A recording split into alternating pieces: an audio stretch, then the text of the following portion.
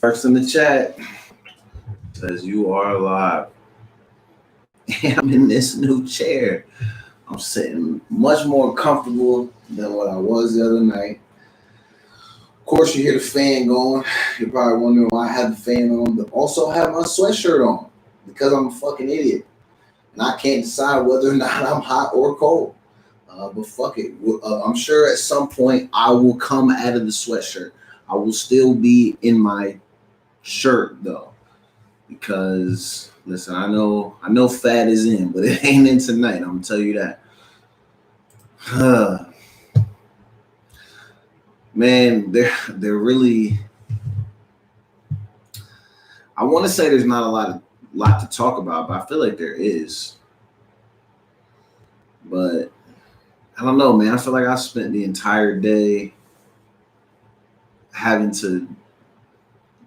I mean, it's like literally when these incidents happen,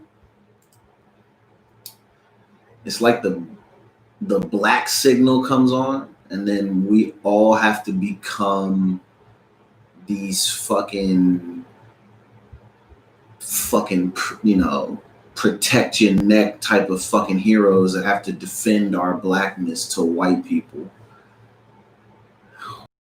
Literally people who are like, well, I mean, if this was different, or if y'all didn't do this, or maybe if y'all moved this way, this shit would be okay. And I'm like, and then you have to spend the day being like, look, I'm black. That should be enough.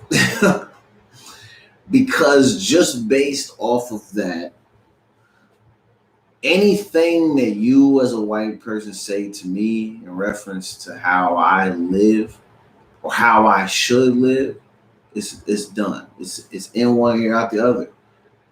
And it's not be like some people, there are people who are like trying to do this. And I told a friend of mine today that I lost a lot of respect for a lot of white people that I know. And it's just because every time one of these situations happens, it's as if they're always trying to like pop up and like provide feedback. Like, well, if you would do this, things would be okay. The crazy part about the last few days is that we had one incident that was at a park where basically, I'm gonna start saying this. This sounds crazy as hell, but basically we watched a lady plot a fucking murder on videotape and try to execute that. And if you're wondering, like, what am I talking about? I'm talking about the fact that lady approached that man at the park because he said something to her about her dog not being on a leash. And she rolled up on him. He said, step back. And then she activated her tears and then said she was going to call the fucking cops. But she did that knowing what potentially could happen to him, that she could be murdered. So you literally witnessed a lady plot and attempt to execute a murder. It's not a success, obviously. He made it. If you care, he made it, yeah. Don't worry. We don't all get killed. But the percentage is very high. It's very, the mortality rate high. I always love when I see those memes where it says like what people like would leave reviews for Earth. And they always say like, oh, it's ghetto here. Yeah. And then you add also racist as hell. You gotta check the time. So they started off with that still tipping on foes. If they're listening on Track Talk Radio anyway, they have music playing. So they're listening to that old record, Still Tipping. And right now they're banging that I'm in love with a stripper. She popping, she rolling, she roll. That's classic. Let's see. After that, the next record that plays after I'm in love with a stripper is a record by The Game. I don't know if a lot of people had ever heard this. And I'm not sure what the actual title of the record is. I'm sure when they put it on the album, they couldn't put what's actually listed on here. So I've always heard that this record was called Cop Killer. On here, it has 911 as a joke. But that's definitely in the hook. So yes, I'm playing that. That's one of my favorite game records because he talks about how the police are just bullshit. This record's old as shit. So I mean, obviously, it's not so old that it's like, oh my god, but it's like, you know, early 2000, maybe it's mid to late 2000. But either way, it's crazy to think when you listen to this record that all that same shit that he was talking about back then, and a lot of these videos that we're seeing, you know, we saw when the NBA players wore those "I Can't Breathe" shirts, like we're like, it's like just repeating, like we're on a fucking loop when it comes to this type of shit. Fuck, man. This shit is so crazy. And I know people get killed every day, people die every day. But it's crazy to me how we just spent the last 8 weeks, maybe even longer than that, 10 weeks, what is it, 2-3 months, whatever, panicking because of a virus. Everybody freaked out. We got people getting so mad because people are going outside. Oh my God, you're gonna risk our fucking lives. Oh my God. I can do that now in this chair. You know, I can lean back. I probably shouldn't do it too quick. It may not hold. If you see me fall over in this chair and here, that's gonna be embarrassing. But it's crazy to think how hard people are going for the, you know, safety from the virus. But then we see when niggas get killed on video, then all of a sudden it's like, it's, you know, it's whatever. Why is it that it's whatever when these things happen? And I know it's not everybody. People are gonna be like, well, not everybody's just saying whatever. Some of us are really fighting. Yes, motherfucker, we know that. Everything is not everybody. You know, every little situation that happened, like we know that. Like I was talking to somebody today, and the conversation was respectful. And this is somebody like I follow them on Twitter. This is not an attempt to bash them in any type of way. But even in the midst of our conversation, because they replied to a comment that referenced kind of like, you know, white patriarchy and all this, and how, you know, if we can try to get to the root of some of those things, that maybe some of this stuff will be different, which is obvious about this whole, and I took it all the way back to Jump. Like, come on, man. Y'all came here, you moved these people off of their land, you finesse them. You're king and queen finesse. You're like, hey, come over here, we want to break bread, we want to show y'all some cool shit. And then they're like, oh, what do you mean? In a completely different language. And you're like, well, perfect. They don't speak our language, so we can finesse them because they're not gonna know what the fuck we're talking about. Hey, come sit over here and hang by us. Bam! Now we have all your land, and we're gonna exterminate your fucking people. So this starts from the beginning. I got about 20 seconds, and I got to intro the show on the freaking radio, and then we're gonna keep getting into it. But the conversation I'm having with this person, like I said, it remained respectful. But it was crazy that some of the things that I was being told. Let me intro it. Hey, what's crack-a-lacking? If you're tuned in on Track Talk Radio, yo ass is now listening to the Meemkle Jackson Show. And unfortunately for you, or maybe fortunately for you, you're about to hear me rant about our current state. And I mean current, not like the last 10 to 15 weeks. I mean the last couple of days. You know, the main topic of our whatever is the fact that we keep seeing our, black brothers and sisters, people of color just in general. And I know people, please stop. I know for the 1 millionth fucking time, we know that it does happen to white people also. Everybody gets their ass whooped by the fucking cops. I know that happens. Now, before I intro the show on the radio, I was telling the nice folks who are already been tuned in on YouTube about my interactions today and how I'm kind of exhausted and tapped out from having to defend my blackness to people. I've been fed the fuck up. It's not like this is the first time you've ever heard me complain. I complain about this shit all the goddamn time on this show. I've been complaining about it since I was a little fucking kid. Because I know. And I know some people look at me and they're probably like, oh, well, all your shit says you're in Seattle. Life is easy out there. Well, yeah, life is easy fucking now, shit. I feel like I already paid my dues when it comes to people following you around, calling you a nigger and fucking wanting to try to lynch your ass. And I've had shit burned in my family's front yard and shit when we moved into houses. I've been in the car when my mom's been stopped by police and the cops asked, where are you going? And then he's given us a direct message loud and clear to get out of town quicker. It's going to be problems. I've been brutalized by police. So for those of you who try to get on me because I tell you, white people, that you're fucking wrong about this shit, I don't want to fucking hear it because I have the experiences. And I have to walk in and out of the house all fucking day, every day, worried about my fucking safety. You don't have those fucking problems. Come on. So when you hear your black friends or people talk about this shit, there shouldn't be none of this whole like, well, I mean, come on. I get it.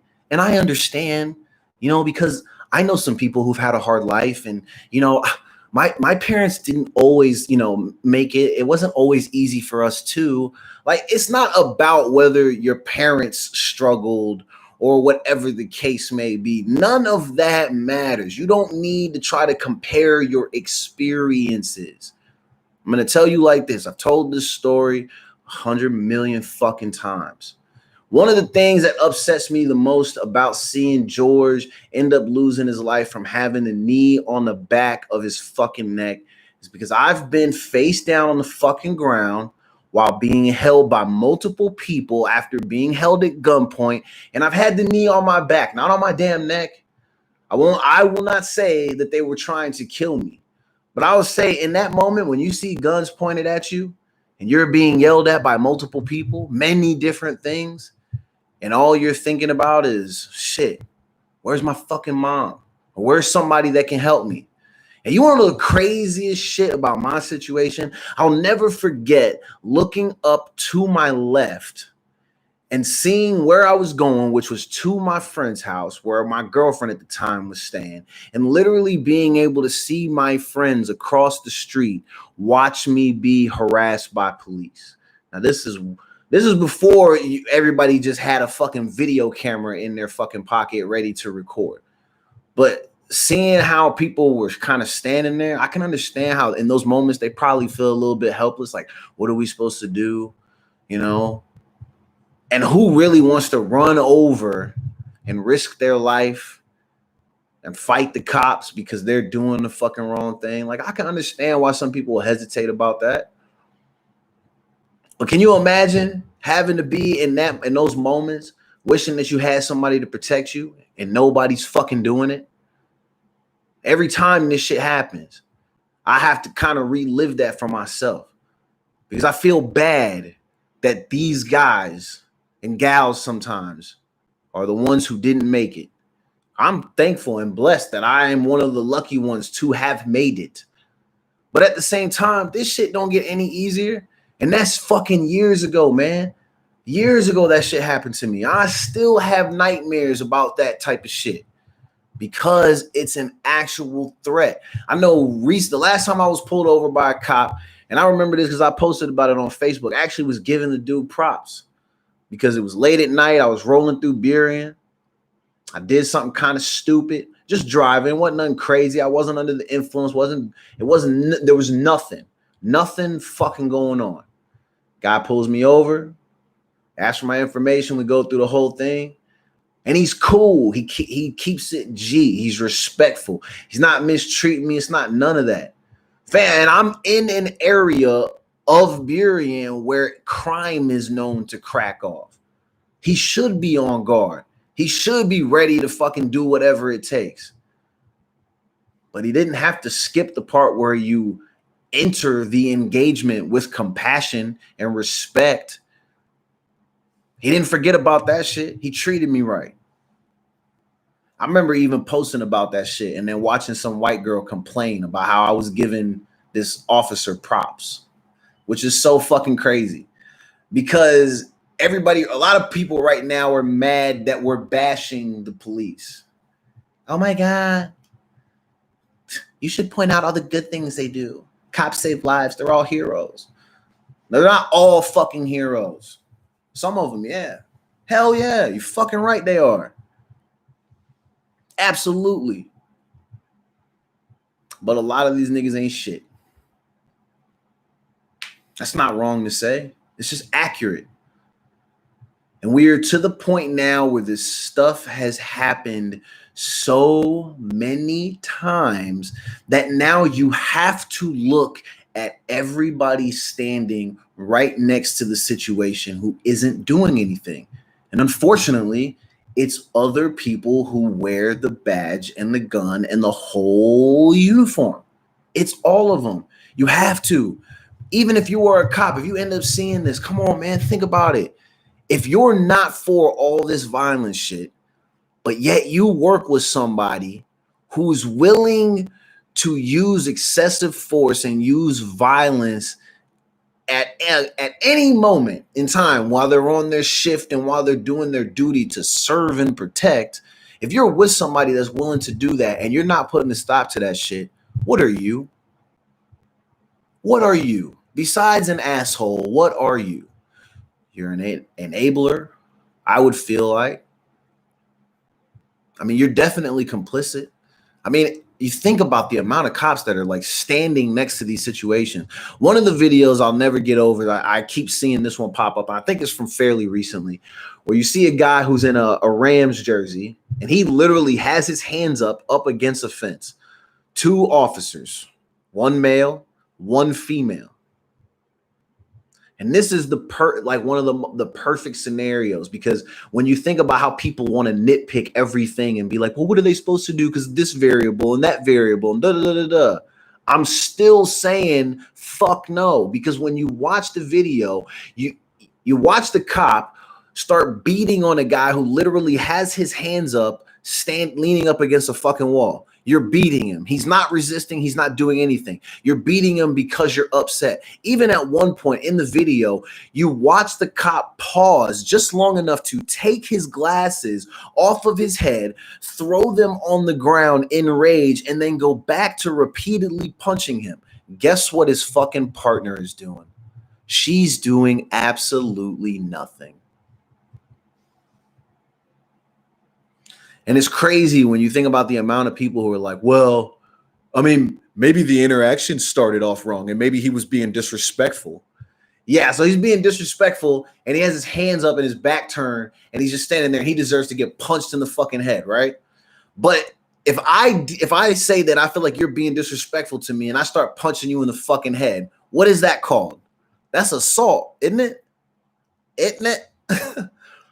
I'm pretty sure it is. You can't fucking do that. That's a crime. So these things, they are crimes. I don't understand why, like, there's so many people playing as if this shit is okay. And it's not. And they do everything they can to justify it. So my point earlier was when I'm talking to people, I'm having to defend my black. And it's funny when I think of the amount of people who are literally like, and I get it. I'm going to say this, because I was speaking about a specific conversation I was having earlier on Twitter. And I understand that, yes, there are statistics that have crime based on community and based on race. And they compare and they do all these things. And yeah, numbers sometimes look crazy. And yeah, sometimes bad behavior can maybe provoke some of this stuff. But if y'all are really after a situation like with George Floyd, if you really see that and you're still trying to tell black people that, hey, well, I mean, I get it, but like bad behavior sometimes can play a part in that. Like, it's not an accidental death. Like, my man literally is just like, you know how people be looking when they're in between sets, like when they're like on, you know, doing like stuff on their mat or whatever. And they just leaned up like on their knees, just kind of resting and chilling. Deep breath in that shit. That's what Buddy looked like with his knee on my man's neck. And I know there was even a mayor or a governor, one of these fucking loser ass people who's in a high position of authority and has a big fucking mouth, wanted to go on there, and his fat ass is talking about, well, if you can talk, you can breathe. If you can talk, you can breathe. I mean, yeah. A little bit, I'm sure. I've been getting choked out by people and still been able to be like, you're fucking choking me. You can get a couple of words out, but you do it at your own risk. You burn up the last little bit of oxygen you have using or trying to speak those sentences. So yeah, he was using his last breaths to plead for his life. And also it's so crazy to me to think that my man was calling out for his mother who had already been dead for 2 years.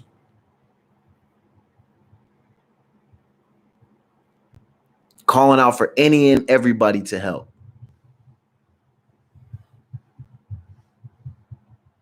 And I know a lot of people were like, well, why didn't all the people around him help? Why didn't they do anything? Man, because not everybody is prepared for that. The consequences are so severe when you intervene with police officers because you're dealing with people who are in a position of power and authority and they have weapons. It's not like a lot of people are walking around armed with the intention to combat police if these situations crack off. I don't think there are a lot of people who are rolling around with that type of lens towards it. It's just not really a thing, I don't think. I mean, I could be wrong. I'm sure there are people. We know that there are obviously people, but there's not such a significant amount of people who are walking around with that type of mentality. If that were the case, you would never, ever see this. Cops wouldn't dare do it because there would be the threat of somebody being in the vicinity who might end up taking the same type of actions that they're taking against these people, and the person would do that to that cop. And because a lot of times, I mean, yes, cops are within, earshot. They all have radios. They're all in their cars doing whatever, and they can get anywhere quick based on having lights on the fucking shit. But at the same time, what cop is really going to risk that if it was an actual norm for people to be walking around prepared to combat police? It would never fucking happen. It would never work out like that. People are not doing that. But at this point, maybe they fucking should. Seen a video today out of Washington, D.C. where people were fighting back against the police. And I struggled with this for many years. What would I do? What would I do if something was to happen? At this point, there's nothing left that you can do. I have to fight. I'm not going to say that the way that any of these other people went out was a weak way. It's the unfortunate way. But I have kind of just made the conscious choice now that, like, if it gets to a point where I'm getting abused, especially when I have not done anything, I'm fighting back. If that results in my death,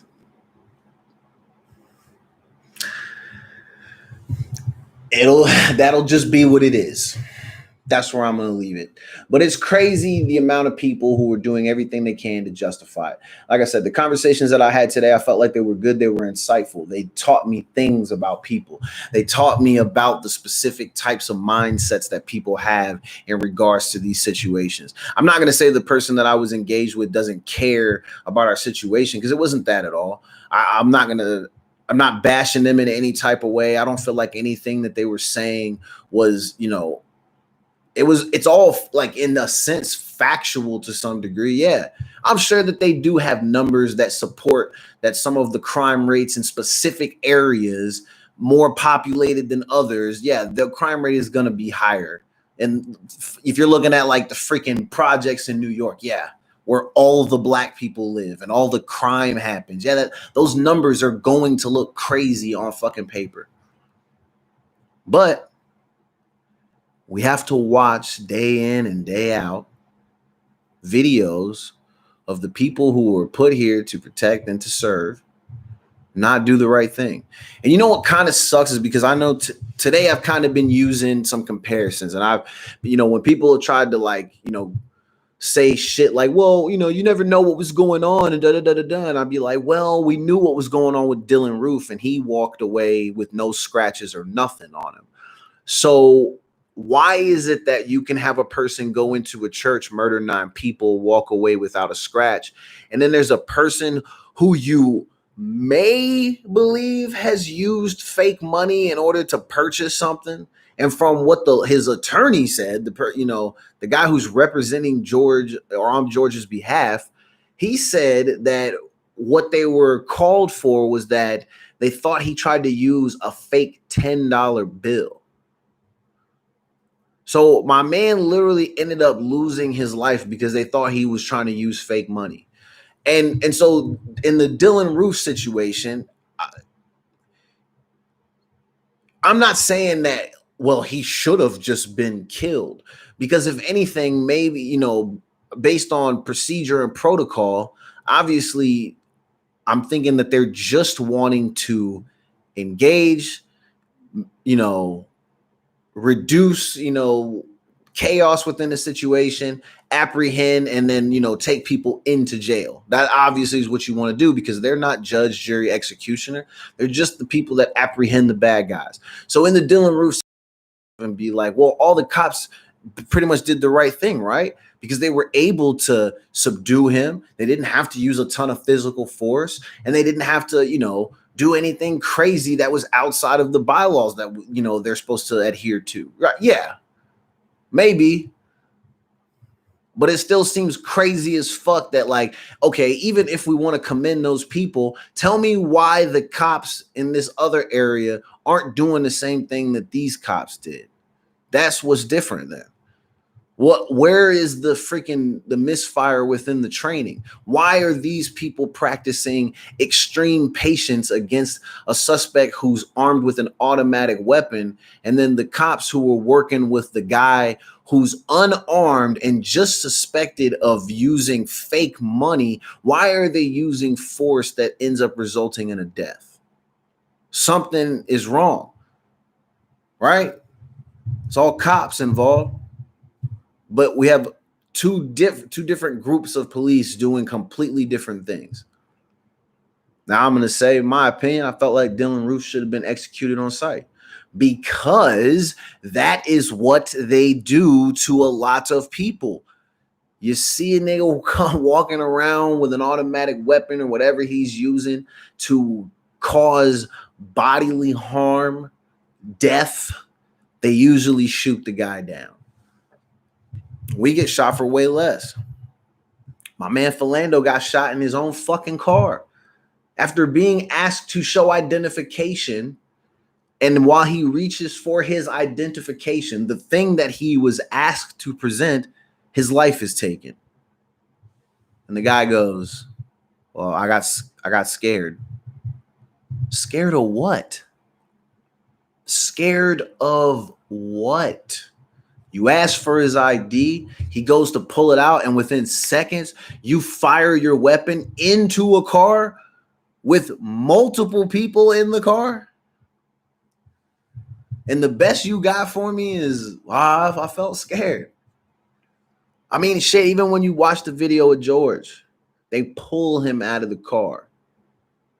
I always keep the car locked. Niggas ain't pulling me out of the car. But now, I'm thinking I'm just going to let him. I'll get out of the car willingly. I'm going to do everything willingly. That way, the only thing that ends up being on tape is you disrespecting me, you crossing the line, and then the end result, which is one of us end up hurt or dead. But when you watch the video with George literally is not doing nothing. They handcuff him for no fucking reason. Ask him to sit against the wall for no fucking reason. Ask him to sit down. He sits down. When they ask him to get up, he gets up.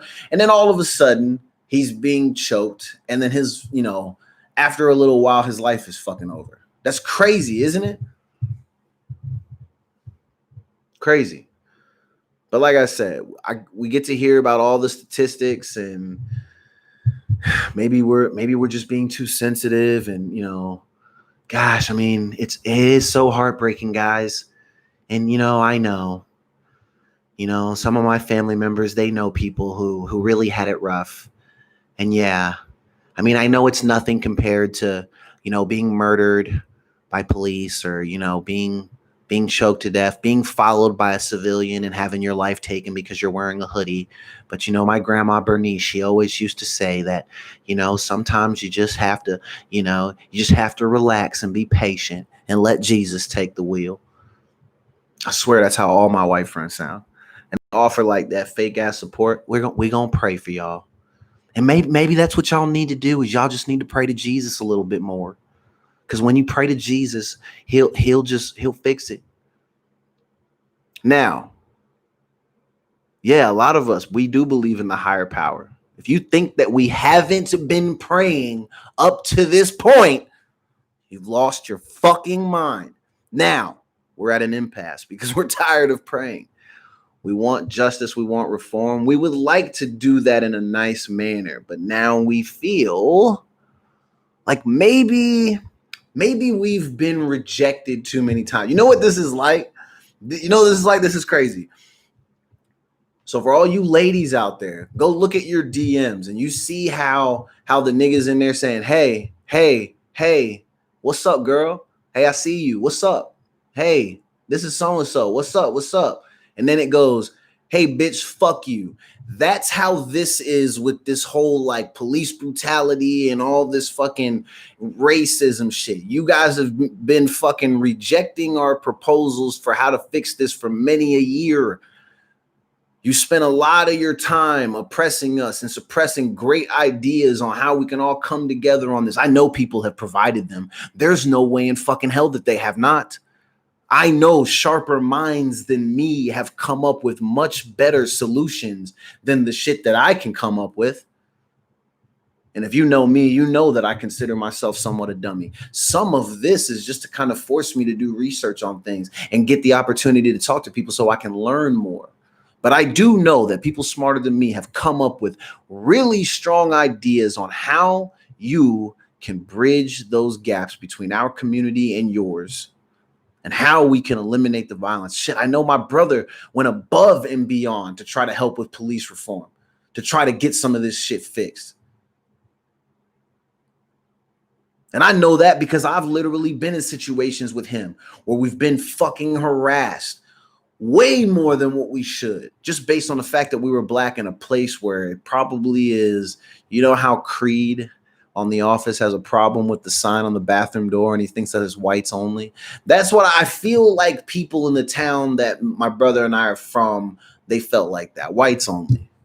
So you get harassed just for the simple fact that, hey, why not? Let's fuck with these people.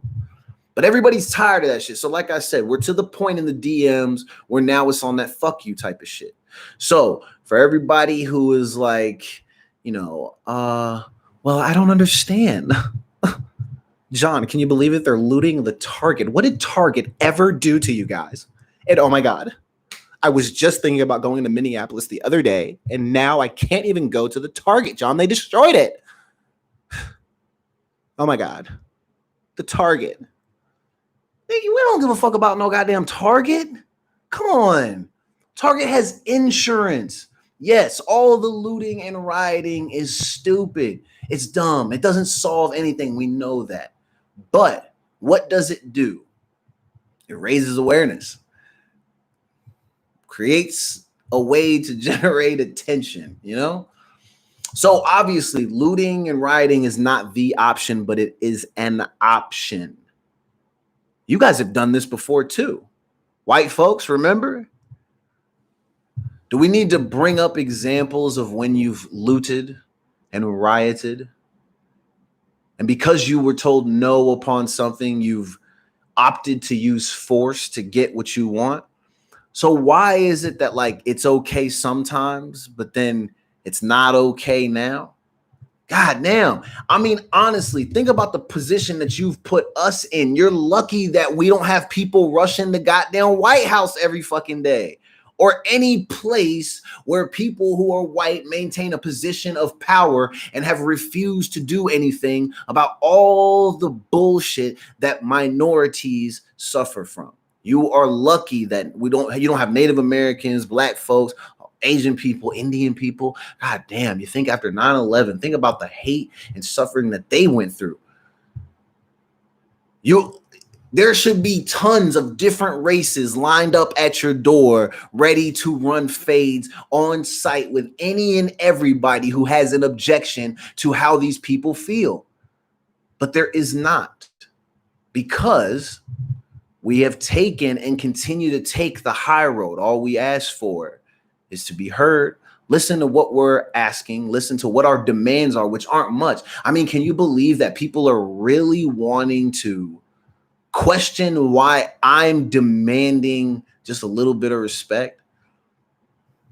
And why is it so crazy that I would like to live in a world where I don't have to be like, oh, fuck, I forgot my wallet. Am I going to die today? White people, you don't live in that world. You live in a world where, fuck, if I forget my wallet, I guess I just can't buy whatever I was going to purchase. Where I lose mine and I start to sweat. Because if in any moment I forget where the actual wallet is, then danger becomes real as fuck. Because if you're caught without it, it could be a major problem. And you don't know who you're dealing with on a day-to-day basis. Let me just read you the resume for the person who killed my man George. Sorry, my phone is malfunctioning. Phone, operate correctly. So this cop has, god damn, you piece of shit work. This cop has a lot, what I deem as a lot. I feel like, okay, so think about at your job, right?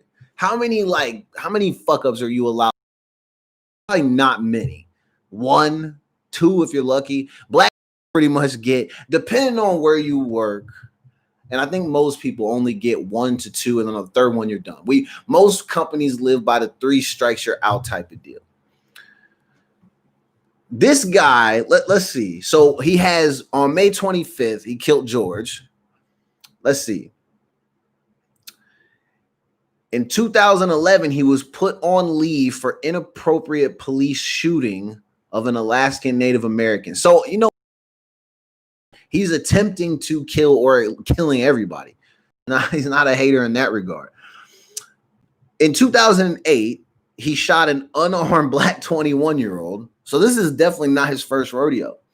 And then he's also one of the officers who was involved in another shooting of a Latino man.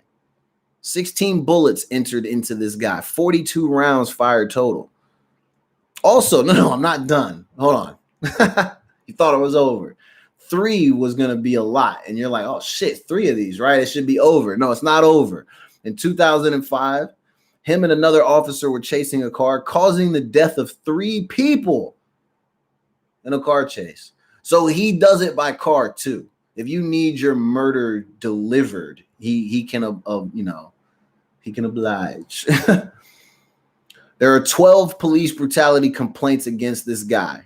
They're in the database. They're all listed as closed, non-public, and no discipline. Now, if any of that is true, that means you have a serious lack of accountability within the establishment in which he works. And it's crazy that, like, here's something funny. We saw on the news that some idiot at Bethel High School made his own little video of someone on their knee in his back. And he mocked the fact that George died. He was suspended and fired pretty quickly. This guy, who's an actual killer, has still maintained employment up until fucking now. Now, I'm sorry to let's see. I wish did they put the people's names on here? Let's see. Leroy Martinez, we're sorry to you. My Alaskan Native American brother in 2011. You were involved with this same officer who shot at you, probably under the craziest of circumstances and for no damn reason. And he was not fired for that. Wayne Reyes, my Latino brother, you were killed because of this man. Now, if, I don't know, that doesn't say he's deceased. I probably shouldn't say that. But I'm assuming that because he was hit 16 times that he was probably killed. Wayne Reyes. After this cop should have been relieved of his duty. So I'm saying this because it means that the people that he worked for even knew about these other situations and they passed up on the opportunity to get this motherfucker off the goddamn streets. Do you know how crazy that is?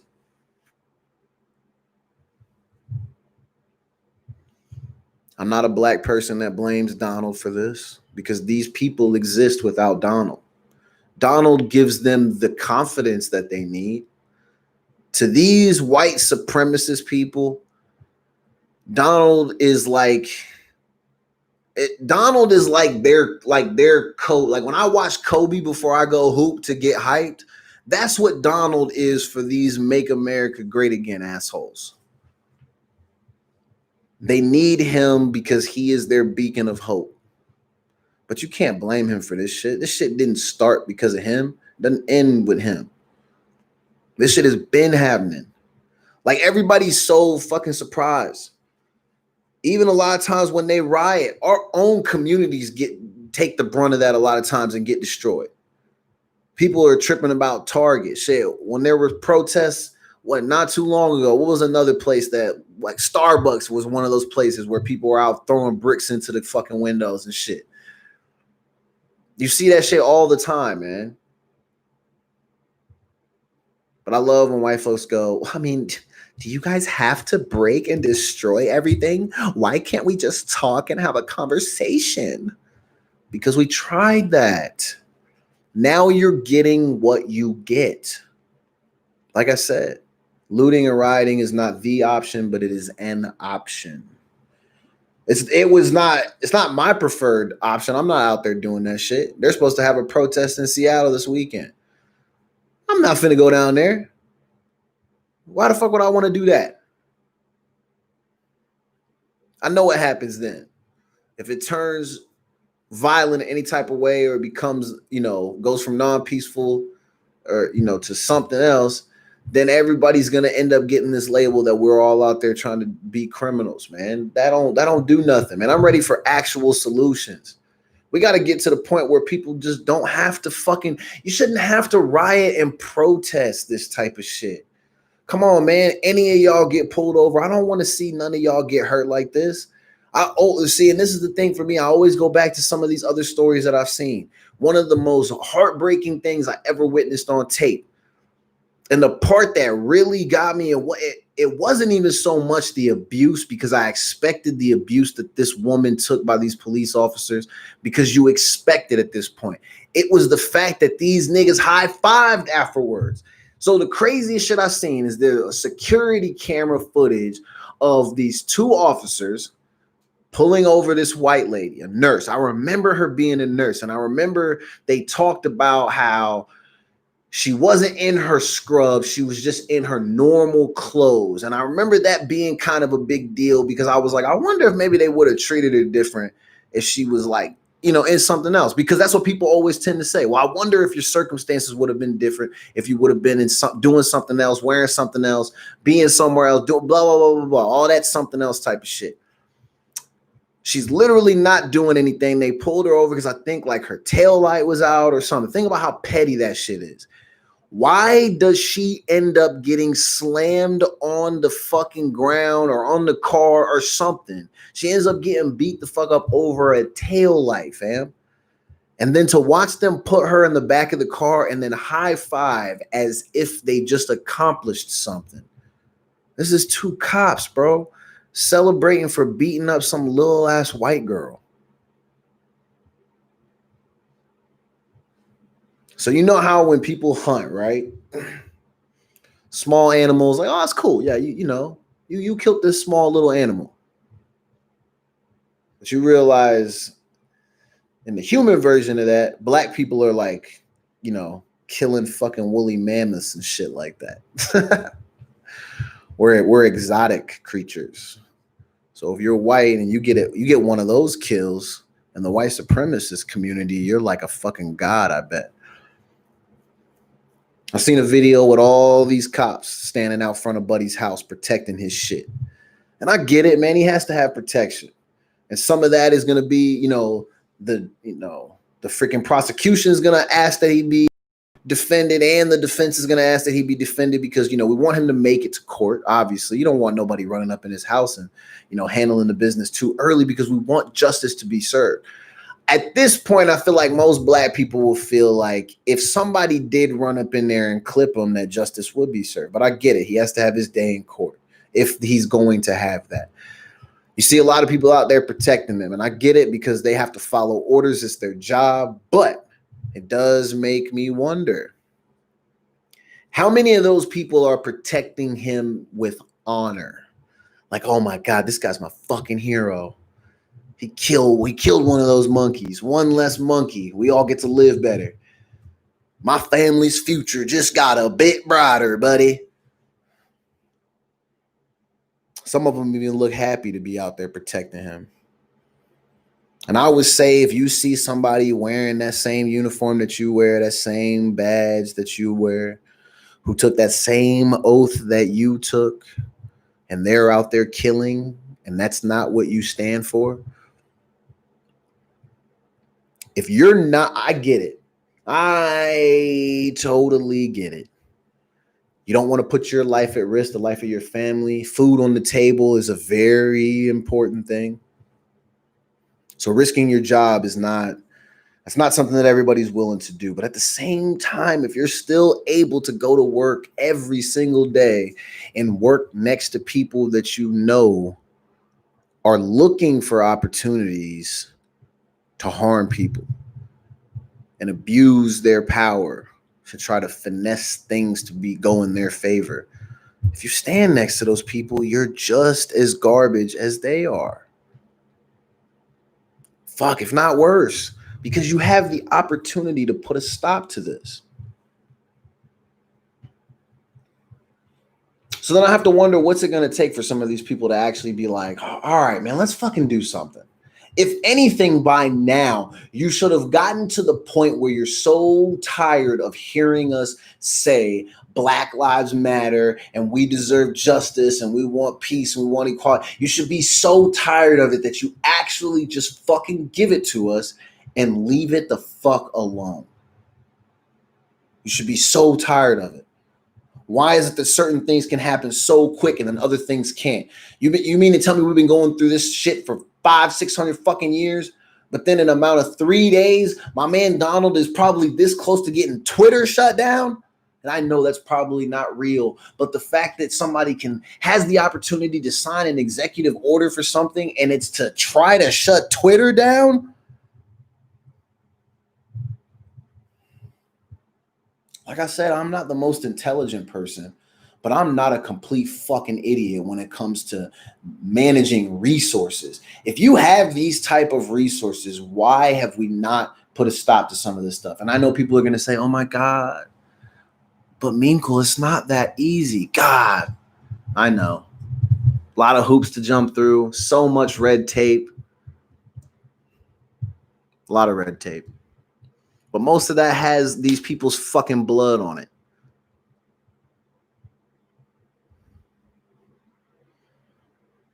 God. I wonder if right before a lot of these people pass away, if they ever think like, fuck, I spent years of my life doing people dirty. I deserve this. I wonder if they think that.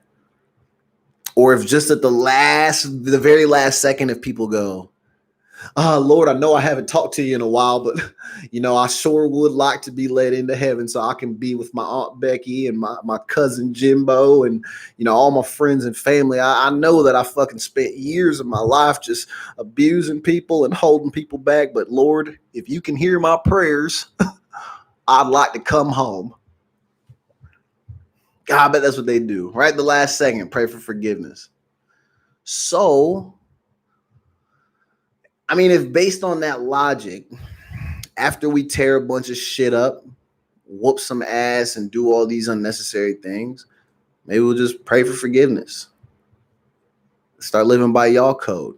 That's the thing, is y'all can't be mad at what these people are doing. I mean, literally like 2 weeks ago, you had all these white people standing out front of the Capitol with assault rifles. Mad because these niggas can't get a haircut. Y'all's haircuts was finna be bad anyway. Y'all don't ever get a good goddamn haircut. Cut your own hair. It looks the same as when you go to Great Clips, Super Clips, Sports Clips, whatever the fucking clips you go to. Your haircut looks the same as when you cut your bangs at home. You look corny regardless, all right? Regardless. So you out there protesting a fucking haircut, but now you're mad that people are protesting the fact that our brothers and sisters are getting murdered by police. Your haircut, a murder. But your man Donnie's going to lift that ban so you can get a haircut soon. But he will make sure that the people who have the opportunity to adjust and change the ways in which our people are treated, he'll make sure that the ones who don't want the things to change, he'll make sure that they always have a voice. Again, can't blame him for the shit that happened to George. You blame the cop. You blame the people that he works for. And you blame their protocols and their fucking mismanagement of their fucking whatever. It's probably their everything, every aspect of their police force over there in Minneapolis is probably fucked. If you got a guy who has 12 complaints of police brutality in his jacket, something is going wrong, bro. And there's multiple shootings on here. He's not a first-time shooter, ladies and gentlemen. God, you know what? You see how when he had his hands in his pockets and he was applying pressure to his thighs to make sure that it goes into his knees to increase the amount of force on the back of my nigga's neck.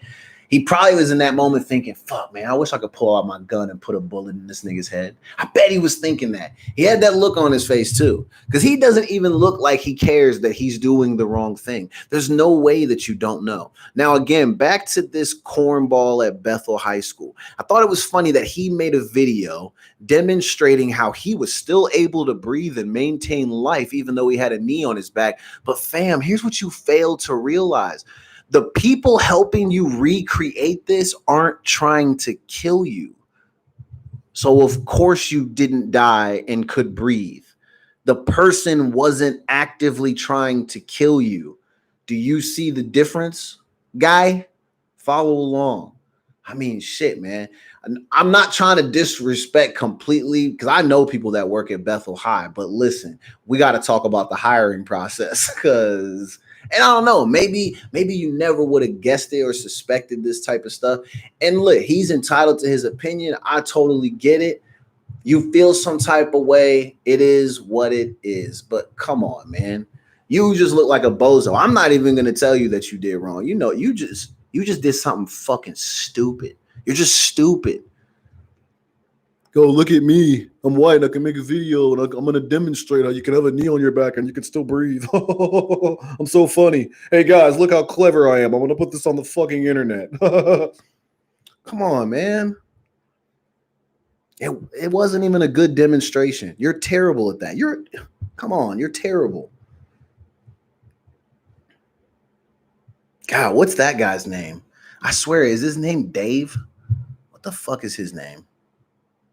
Idiot. This is Dwight, by the way. God, I love that part. That's so funny. This is crazy. It's been a long, exhausting day. Defending my...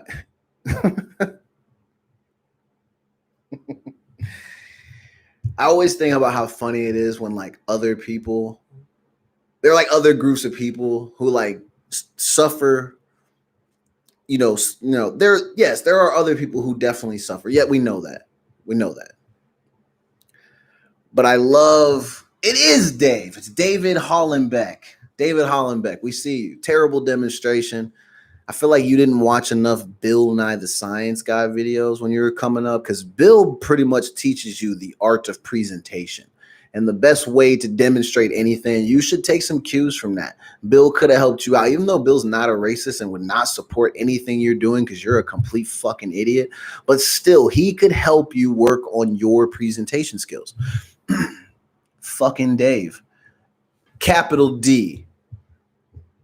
Not even an uppercase D. I'm not giving you that respect. Little D. That's what we'll fucking call him. I forget what I was saying before that because I just was waiting for the freaking name. This shit is crazy. I don't even know what my thought was. I don't even care. It don't even matter. Oh, I'm still blown. Okay, defending while black, which is a 24-hour job. Wow. Why do we not get paid for this? Listen, I know we all got stimulus checks for fucking COVID-19, but when do my reparation checks come in? Because at this point, I feel like, I used to say, man, well, it wouldn't be fair to take them, because if it's just for what they went through hundreds of years ago, like, nah, if we have some documentation of all the names of the slaves, we can identify them. We'll put money into trust and create scholarships for those and allow up and coming young African Americans to use those scholarship funds to go have free college till the end of fucking time. That's how you honor those people. I'm only saying that I want my cut now because I feel like every single day that I have to spend defending myself for being black is an inconvenience, and America should have to pay a tax for that because they've caused this problem. I didn't do this to myself. I'm proud as a motherfucker to be black. But one thing white folks need to remember is that you hate me based on the color of my skin. I did not choose to be like this. Unfortunately for you, I'm hella blessed. This is a gift. You're mad because I have gifts, baby. Don't be mad. Just sit back and appreciate. It's okay just to watch from the fucking window and just be like, man, it sucks that I couldn't have this, but I can go do other things. I'm sure there are things that you can do that I probably can't. Be proud of what you got. Don't worry about what I got. And take your heads out of your asses. Go talk to people. You'll probably be surprised. I bet most of these racist ass white people would probably love black people if they just tried it out for a little bit. My nigga, listen, good music, beautiful women, hella fucking jokes, and good ass food. Imagine us taking some of y'all out of the fucking dark ages and just putting you on to some little shit like paprika and a little bit of, just sauce in general, seasonings, fucking good music, bass. We'll fucking have them little trucks with them trailers jumping, boy. Y'all already want to steal all the culture anyway. Just eliminate some of the pieces within your process, the hate portion. Don't do the hate part and swagger jack and do all the, we'll probably invite y'all if y'all play it cool enough. Just don't be weird. I'm telling you, a lot of black people, they love having the little white homie around. You get to teach them stuff, be funny, and you help build the swag up. We're healers. We save a lot of y'all. We make a lot of y'all. Come on. Think about the amount of people y'all have eaten off of the backs of our lives. We feed y'all shit. Not me personally. I don't really do shit for people. But in the past, there have been people and continue to be people. Just be cool, man. It don't have to be nothing outside of that. Life is too short to be out here on that bullshit. Fuck, even that cop. Bro, even if you have to stop him about the money, you could literally ask him, what's good, man? What's the deal with the money? And if he said, my man, I don't know. I got this $10 bill. I just went to use it to get some food. I don't really know what's going on. He literally may not know. Trust your gut. Your gut should almost never say in that situation that a person deserves to be murdered because they used a fake piece of paper. Write the ticket. Take them to jail if necessary. If you know if they're a prior offender or they have a history of this type of shit. Not saying don't do your job. Follow the fucking rules. Definitely do your job. That's what you're paid for. That's what we expect. But it ain't hard to just be like, all right, my man, this is a really bad decision on your part. Here's your citation, or here you're gonna have to go in. We're gonna have to book you, do all the whole nine. But like death, bro, even for you, I hate you with a passion because you killed them for no goddamn reason. But I can still look at you and be like, my man, you could have made a better decision. You could have made a completely different choice. You knew exactly what you were doing by keeping your knee on my man's neck. You know that he was in pain. You know that he was starting to struggle to breathe because you probably can feel the life leaving his body on your kneecap. You know all that. You didn't have to do none of that shit. Everything about this situation could have been different. And it's all based on the choice that the police officer makes in that moment. And I put the responsibility on him because in almost every single situation that a cop is involved in, they have the upper hand. And it's because they have training, backup at all times. I won't say all time, usually in most cases. In most cases, there's always somebody within earshot because they have a radio, quick forms of communication, and people can be there within seconds. So they have the upper hand, training, resources, weapons, all of that. Y'all really killed the guy because maybe he used some fake money. That shit is crazy. Crazy. Dave Hollenbeck. God, what a name. What a name. Dave Hollenbeck.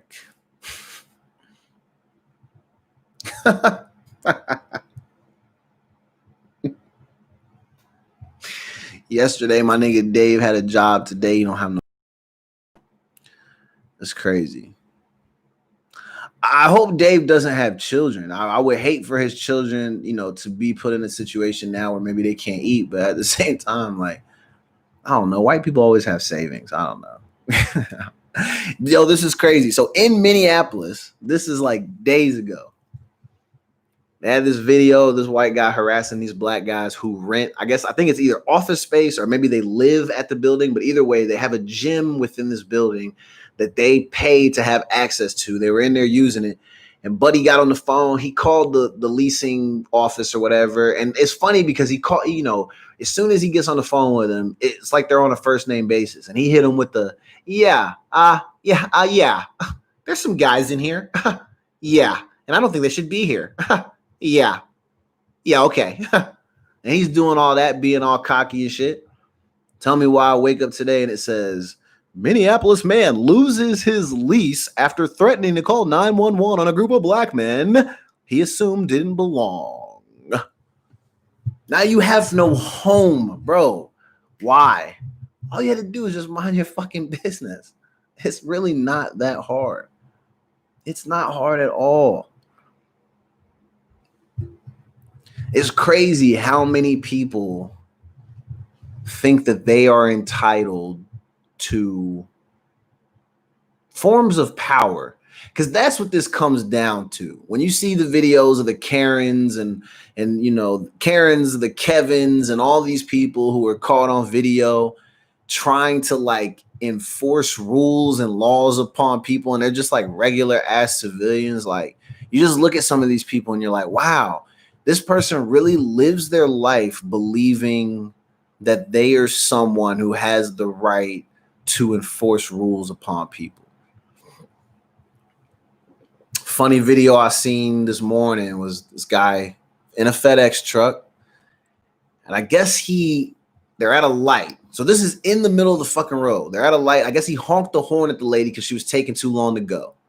She stopped the car, put the car in park, got out of the car, and starts coming back to harass him. He's filming her, and then I guess her excuse was she was looking at something because she had a medical issue, or she said something, I became dizzy, da. So she's holding him there at the light and not letting him leave by not moving her car because she wants him to apologize. She keeps saying, give me your badge number, or tell me you're sorry, or I'm going to call the cops. I don't know what his race was. It didn't even matter. But just the fact that she thought that she was in a position to get out of her car in the middle of the street, go confront this dude, and then hold him there and demand an apology. And even tried to stop people driving down the road to get them to call the cops. And you want to know why? Because her phone was in the car. She didn't want to go back to her car because she didn't want him to get away. She didn't want him to get away because she just wanted that apology so bad. It's crazy the amount of entitlement that people have. Crazy. You know what's also crazy? Shit. I spent the whole first hour talking about this bullshit. I haven't even actually started the show. That is what is so crazy about this. Because everything on here has to do with all this bullshit that we're dealing with.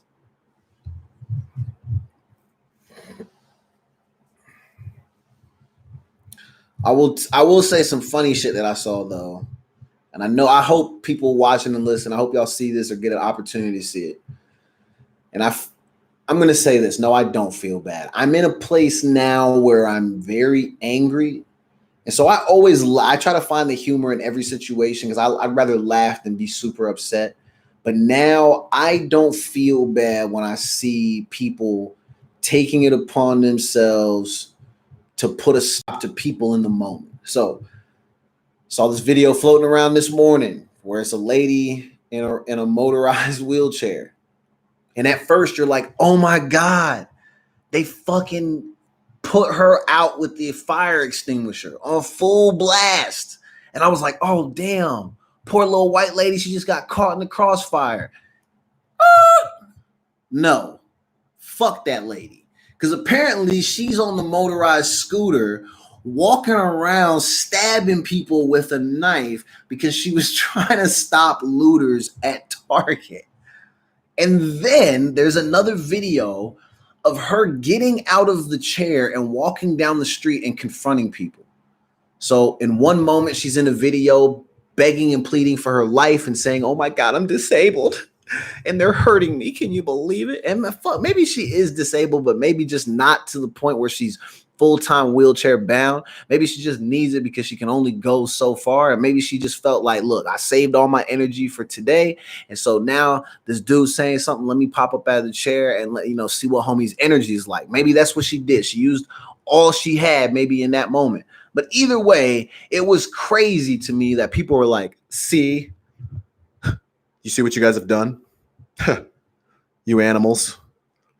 You got really upset and then you started to root or loot and riot. But I call it root.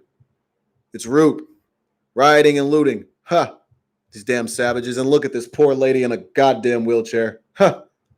They're spraying her with a fire extinguisher. Cindy, come look at this shit. These animals are at it again. Yeah, they're black. Goes to show you. Believe it or not, the person who hit her with the fire extinguisher was white. I love it. Some of you motherfuckers are actually getting beat the fuck up by your own people because of this shit. And I hope that continues to happen. Yeah, I want to see more videos of my white brethren running fades over this shit. Somebody say something racist, be like, yo, put your hands up. We're going to run it right now. But nah, don't do that because not all y'all can fight.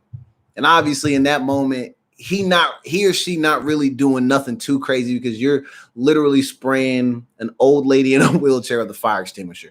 It was more funny than anything. Like I said, we do not condone violence, but I'm going to say this. I'm not nonviolent. I'm anti-violent. Anti-violence. All right. And I'm going to say this.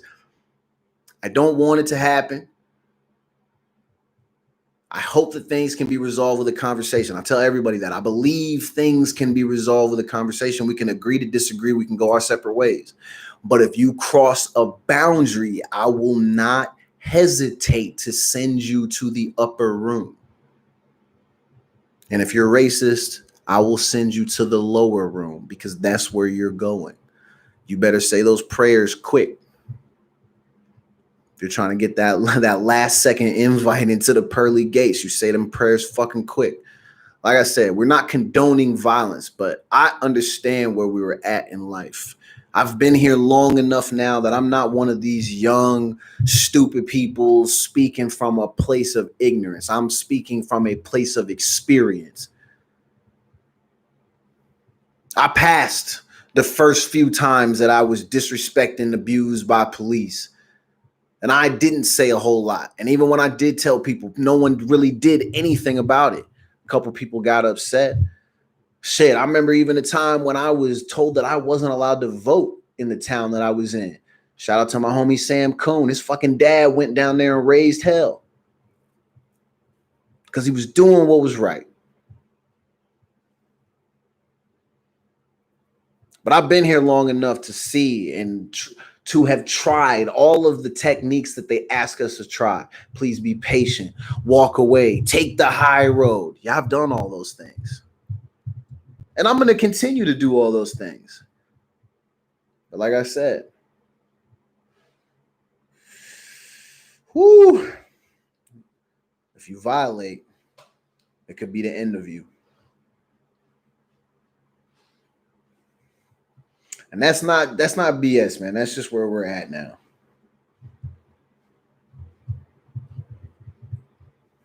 That's where we are at. Steph's in the chat. Shout out to Steph. Steph says, that what needs to happen. I got motherfucking time today. Goddamn right. I will say this, though. I have been very shocked. Very, very, very shocked at the amount of white women on some of my social media pages who have kids with African American men.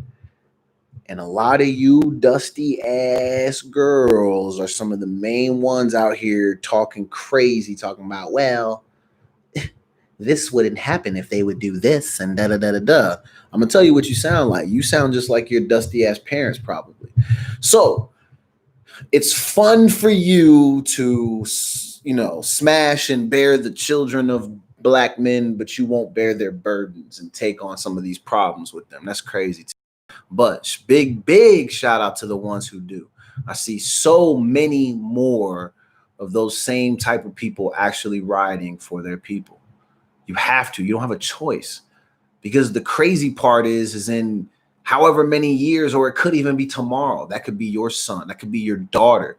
It ain't like it's only black men. Shit, there's literally a video circulating right now where there's some black lady getting her ass stomped the fuck out by police. Like Buddy is literally beating on her and a guy's trying to stop it, and a cop is not restraining his partner. He's restraining the guy from stopping his partner. And that's crazy to me. Both of y'all should be jumping on the dude being like, yo, my man, chill.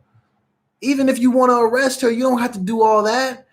When you see someone's hand going back and down like this, that is excessive. That's not a couple of like, hey, stop. That's not that. This is die, motherfucker. Get stomped, motherfucker. That's excessive. Come on, man. It's sad. Another funny video that I saw. It was only funny until the very end. I actually did get a little bit nervous for the lady cop in this video because I was like, yo, fam tried to bust her up. So the video starts. You can hear this old lady, and everybody in the video is white. This must be in one of those like small towns where it's nothing but white people. The two cops are trying to pull the guy out of the car. It's a really small truck. The male cop goes in through the passenger door and is trying to wrestle him in the car, and the female cop is on the driver's side trying to pull him out. They wrestle. You have to watch the whole video is like, I think it was like 5-6 minutes long, and they're wrestling for a good little minute. And you can see the lady cop, she's giving him hands. They're trying to get him in the car, and she's yeah, and you think it looks excessive, right? And I'm thinking, why did somebody send this to me? And I'm thinking, oh, here's another one of our people. Not even just our people, just people getting abused by police. Fuck these cops. Da, da, da, da, da. It's one of those instances where they're doing everything they can, or maybe they're just scared, but they're opting not to go just for the gun. Even after she's throwing punches and they're not doing nothing, but shout out to you, lady cop. You did what you could. You stood tough. She takes out her baton. gets the thing ready, starts going.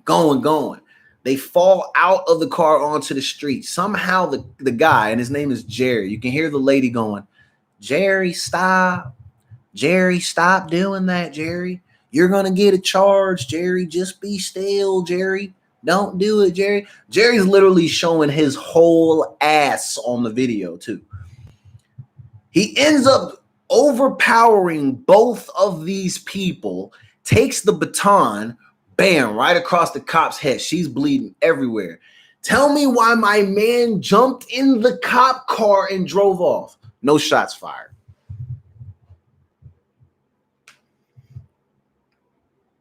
I don't want Jerry to die because of this. But I question why Jerry doesn't even get fired upon. But Philando got killed. Mike Brown got killed. Tamir Rice got fucking killed. George got killed. Breonna got killed. These are just the ones by police. Fuck, man. And that's just to name a few. Like I said, it's crazy because in the moment you want to say like, maybe they're kind of doing the right thing by not taking a gun out and just ending his life, obviously. But damn, not even like a shot to the leg or like warning fire. Most people will stop after the warning shot because that loud ass sound will wake you up and it'll have you in a state where you're like, oh shit. Niggas is out here shooting? Okay, oh, you got it, bro. You got the gun out and the whole thing, and I see the smoke from the barrel. You got it, bro. Go ahead, bro. Matter of fact, hand me the cuffs. I'll put them on for you. Once you hear the first shot, most people tend to just fall back off of it. There's no reason to keep playing after that. But in so many cases with people who look like me,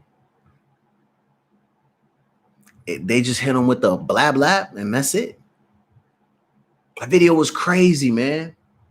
I mean, those people were really, maybe it's just some of these cops are like, yo, fuck it. My cardio is bad. And I'm not trying to rumble with none of these niggas, so I'm just going to shoot. I mean, listen, if you're not physically prepared to do the job, maybe this ain't for you.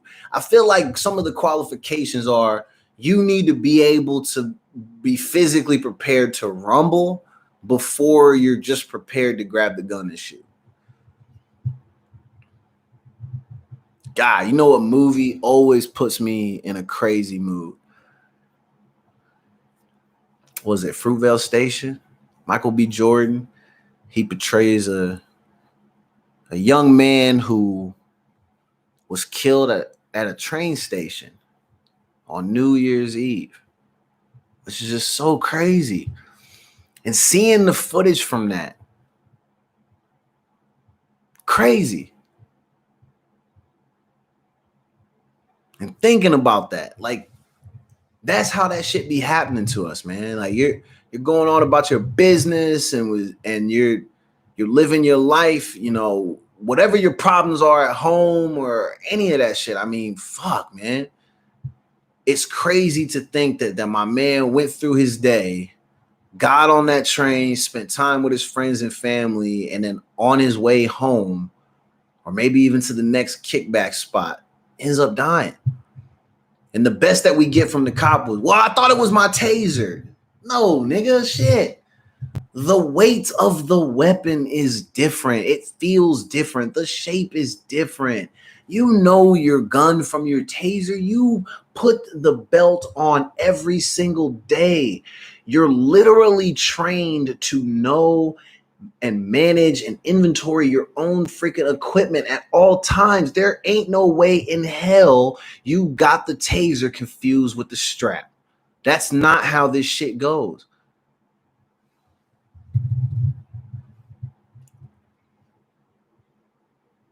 But God, man, in the white community, you can play dumb. Well, we didn't even know. Could you imagine if black people had as much slack as white people did? God damn, we'd be killing it.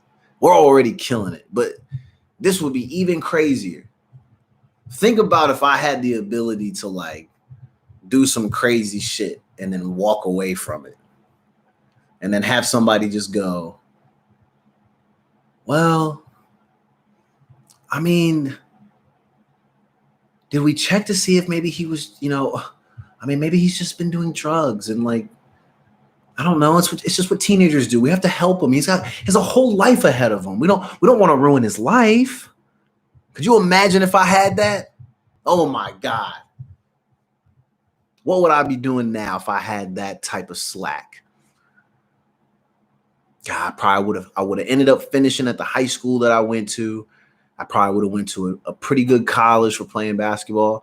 Imagine if I still would have been able to play on the high school basketball team, even after I told the coach to shut the fuck up and my dick in front of everybody on both the JV and varsity team and all their parents. If I wouldn't have done that during summer basketball, or if I would have done it and been white, I would have gotten the pass. I still would have been on the team. And maybe I go D1. Maybe I go D1. Maybe I actually go to Nebraska, because that was really the only D1 school that was even looking at me. Nebraska. Shout out to the Cornhuskers. Shout out to my man Cameron Lambert. He's a big Nebraska fan. He went to Nebraska, hooped at Nebraska.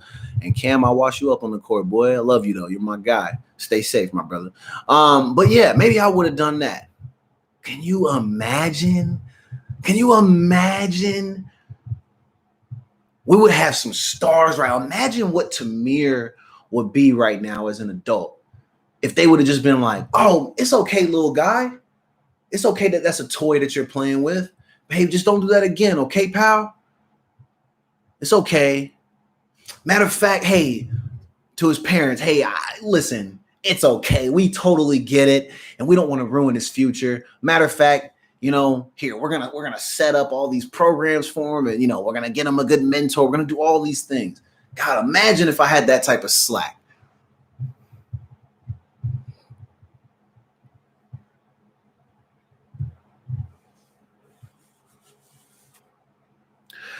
But if I would have it, I bet my character would be shitty. I'd be a fucking asshole because I would always think that my messes can be cleaned up with such ease. Instead, due to my beautiful skin, God, there's so much power within this shit too. You know how crazy it is? They always say, if you ain't got haters, you probably ain't got shit. I know and I can feel the type of power that I hold because I make you all nervous. When I walk into a room, most of these people, they're already scared. They're scared of how great a lot of these people can become. And I'm not just speaking about the people that end up getting killed. Yeah, some of these people get killed because they are flat out criminals. You got niggas that's out here strapped and they're doing wild shit, getting in car chases. Look, we know the fucking drill. If you got a gun in your hand, they tell you to put the gun down, you raise the gun, you're getting shot. That shit does happen. We have people out here who are not doing the right thing. We're not all angels. But for real, can you just imagine what life would be like if some of this shit was just a little bit different?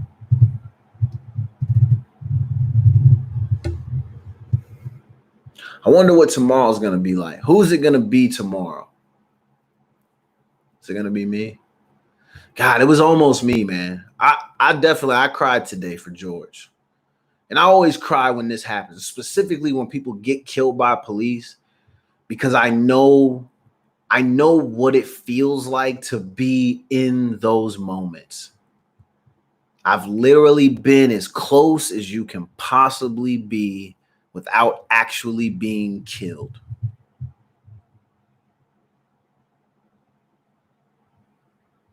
That shit is scary, man. But it's even scarier to know that for them, it's as simple as just going, oh, hey, man, sorry, we thought you were somebody else. Shit, I had my whole shit, and you know how when they get out of the car and they flick the little holster holder and they walk up like this. You ever notice how most cops walk up to black people with their hand right here, but when they walk up to white people, their hands are just free?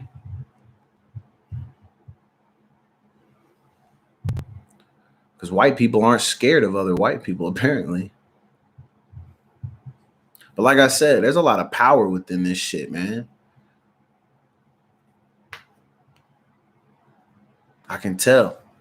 Because every day these people are upset about something else. So, to all my beautiful black brothers and sisters, don't let it get you down. And also, I don't think now is the time to just completely abandon all your white allies. There are people who although they will never know the actual pain, stress, and suffering that you may go through because of your skin color, they are still standing behind you and hopefully doing right by you. And I think you need to, if you have good people, don't abandon them just because there's a lot of people who look like them that are being shitty. There are still good people out here. And in no way, shape, or form am I or anybody that I know trying to say that now all of a sudden it's fuck white people. We know that it's not just all white people versus black people. The shit. I see videos on a daily of black cops doing the same wild ass shit that white cops are doing. I've been harassed and abused by black cops too. And even had a connect that we thought could do something to try to get the shit corrected. But because of his ties, nothing got done. Because what's he going to do? Put his life on the line, the life of his family? The shit's horrible. So we're not trying to say that like things aren't hard. We're not trying to say that maybe it's not hard to be a cop. I bet it is probably hard to be a cop in a time like this, especially if you're someone who does not condone this type of shit and you see it happen on a daily basis. And I get it, because if you go to step up and try to do the right thing, then you get alienated and then you become a person that could potentially be set up for some bullshit and da da da da da. Yeah, we seen it. We know what could potentially happen to you. But God, man, look at the amount of people who are willing to sacrifice themselves to make sure that this shit gets better. I'm only saying this for me, but the way I started to look at it is I have to be willing to put myself in the line of fire to ensure that my brothers and sisters remain as safe as possible. I understand that me jumping in the middle probably isn't going to do anything. They're still going to get arrested probably. We're all still going to be handcuffed and hauled away. Maybe some of us will even die for that shit. But I have to be willing to do that. I'm not saying that everybody else has to be willing to do that same shit. But shit, if you was really out here being one of these people that's like, oh my God, you need to wear a mask if you're going to go out in public, because if not, you're going to get everyone sick and then we're all going to die. If you were doing that type of bullshit, then you need to be doing the same thing for this. Because this is a problem that has plagued our country for much longer than this bullshit fucking... I'm not saying that the virus is bullshit, but the circumstances are bullshit. But it's been around much longer than this bullshit that we're going through now has been. Doesn't always mean you have to put your life on the line. Make a scene. Put pressure. Fuck. You know what you could do? Here's an idea for some of you white folks. You don't have to go in there and like run in like fucking Jackie Chan and start kicking ass or no shit like that. Just walk up next to the situation and start screaming at the top of your fucking lungs. Draw as much of attention as you possibly can to that situation. And in most cases, a lot of these cops are more afraid of the amount of cameras than they are of the actual threat of violence from people who are protesting. Because not everybody want to be caught on tape doing all this type of dirt. And I mean, unless you're in New York City and some of these like cities that be cracking off like crazy, most cops won't do nothing stupid if you as white people go up and start screaming. Or just start talking and don't stop talking until they actually back the fuck off. I'm telling you, it works. I see this shit all the time. When cops come up and they harass a lot of people and white people start coming up and they start being like, hey, what are you guys doing? Why are you arresting this citizen? What are you doing to the citizen? Do I need to file a complaint with the HOA, or do I need to have the freaking commissioner of some freaking sports league that I'm a part of come down here and get your badge number, Johnny? Do I need to do these things to you? All those cops start freezing up because they actually are afraid of white people, just only in the respect that they know that, like them, they do have some power. When white folks start to name drop and say that they're going to call people, cops go, oh shit. Shit, he knows Martha Smith. Oh fuck. Yeah, you right. Okay, go ahead. God, have a nice day. And they'll let people go because of that shit, because they don't want to hear that Martha gets called. They don't want to have that conversation with their captain or their sergeant or whoever their fucking supervisor is. Go up and make a damn scene.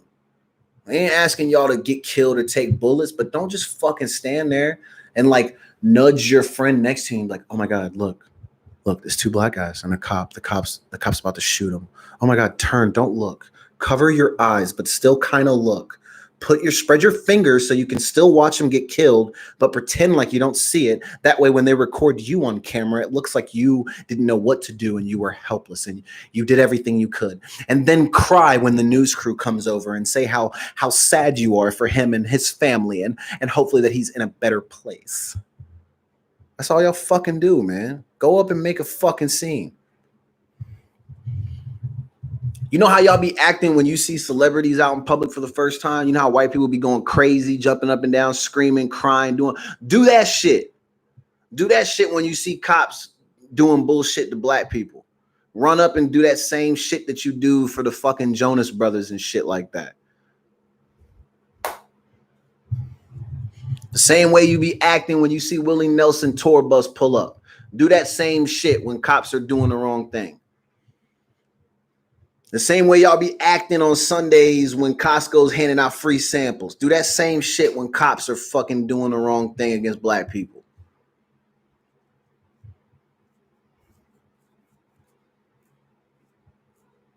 You remember how excited you were when you lost your virginity? Do that same type. No, I'm just playing. I'm just playing. But still, step the fuck up. Raise awareness, make a fucking fuss. If you see people doing the wrong thing, you need to say something. Steph's still in the chat. What's cracking? Steph said, if you're a good cop and you don't turn in the bad cop, you're a bad cop. Period. Yeah. I mean, yes, absolutely.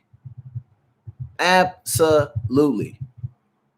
If you know people are not doing the right thing and you're not saying anything, like, it really don't make you much better than them. Maybe you're not actively killing, but you're still complicit. Come on, man. They work within an aspect of law and don't know the fucking law. I don't understand it. Where do we get these people? What's the hiring process for this profession like? And I'm not even doing that as a way to mock. I really want to know. I've heard that obviously they do some physical training. You have to marksman, shooting, all that. And I've always heard that they do, psych evals and all that type of stuff. But like, do you have the most qualified people conducting these evaluations? Because if you do, how come y'all keep hiring people that are on that bullshit? Now, I know that there are a lot of small town areas that have police forces that are all just built basically through legacy. Your granddad's granddad was on this police force. And so it just moves down, through lineage. I get that. But like some of these places where it's New York City, man, I know there's a lot of people, way more people than the amount of people who are applying to be a police officer. But you mean to tell me you're just taking any and everyone? I mean, God, we saw that one video a couple weeks ago where, well, I don't know if he was undercover or what, but big fat light-skinned nigga that was trying to, stomp around in his fucking Timbs with his badge around his neck and was like literally slamming people on the ground for not wearing their mask. And then he was out there tough talking people. And then he got relieved of his duties. Why do you even have a nigga like that on the force? You know who that is? That's the dude that was probably getting bullied and punked on the fucking block. And then he was able to go out and get a badge. And now he walks around the neighborhood like he's a boss because he's with the biggest gang on the planet.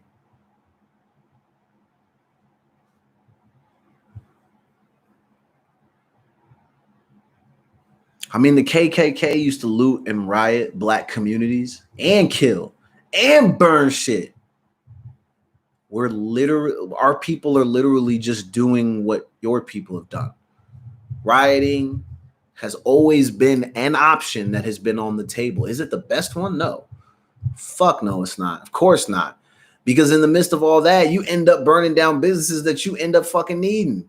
Especially now with a lot of the shit closed. Y'all needed that Target. I don't know why y'all did that. But I definitely saw white people running out of there with like lamps and fucking curtains, all type of household products, all that type of shit.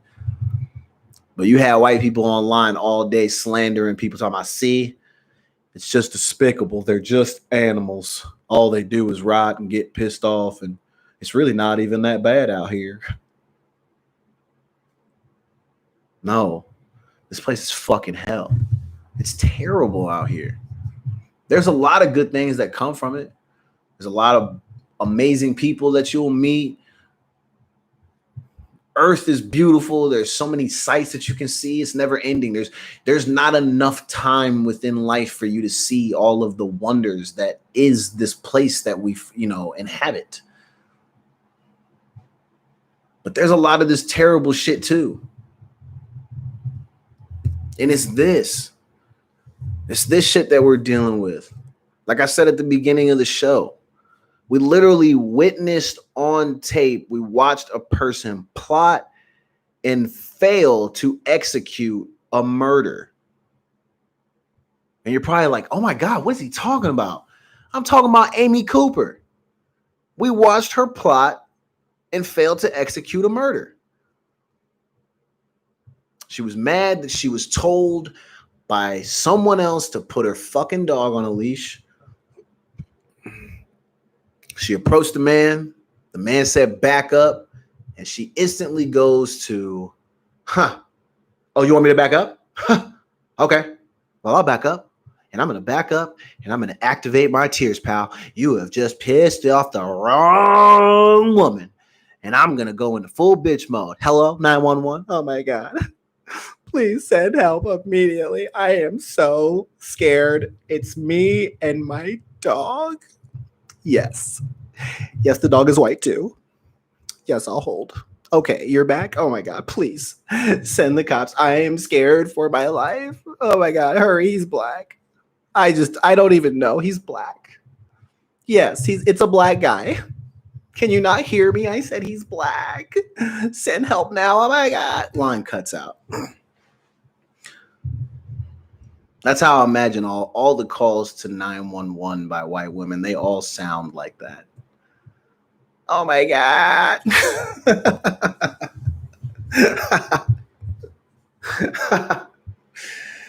Oh, I love it. I love just making fun of motherfuckers that are stupid as shit and do dumb shit. This shit was dumb. Amy, you're the worst. You're the living worst. And you're terrible at the game of murder. You tried to set up a murder on the fly. That's not how murder works. You got to plan that shit. You did a terrible job. You didn't use your prep time properly because obviously you're racist. You had all this time to prep and plot. You could have done like the McMichael boys. They just were waiting for niggas to jog down the block and then they chase them in a truck and then shoot them. That's it. That at least was planned and was better, was better executed than what you tried to do. You tried to threaten to call the cops, and then when the cops showed up, you didn't even stay there. You left the scene. Complaint failed, and then you lost your job behind it. All this shit is crazy. Obviously, murder is not a game.